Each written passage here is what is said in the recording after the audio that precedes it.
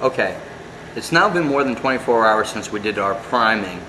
The primer is plenty dry, it's already set. The next step that we're going to do is we're going to do a base coat on the figure. Whenever I'm doing base coats, I like using the foundations and the foundation paints. You always want to shake them up a little bit, make sure everything's mixed in there. A large clean dry brush that we're going to be using. We're going to get a little bit on.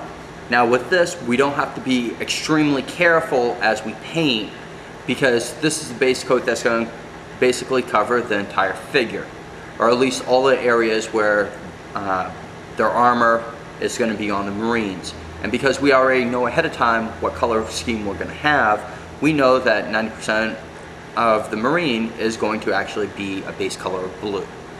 The reason why I use the foundation paints is because they're a higher pigmented coloration, and with that the blues will show better.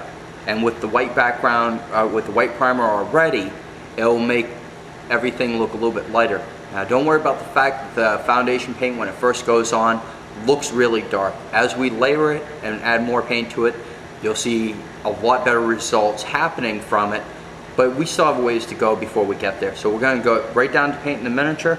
The only real thing that I'm going to purposely miss are the purity seals on the figures. As much as I can, I'm going to try to avoid that, but other than that, we're going to paint the miniature the best that we can. And like I said, you don't have to worry about going too heavy. You can just paint the whole figure. Now if you're not doing Ultramarines, you don't have to worry about using blue. There's actually a wide range of chapters that you can do. There are many different colors. So if blue's not your favorite color, you don't have to worry about it. They make foundations, they make paints in every single color scheme. Now when we go to around the purity seal, that's the only place that I'm really going to worry about being pretty careful on.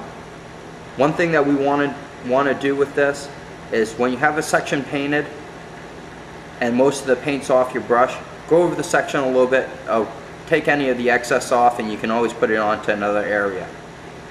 Now since I'm still getting a little bit of extra, if I want to, if I was done every single piece on here, I could always paint on the sprue or get the excess off on a cloth that I have to the side, or a newspaper that I have off to the side.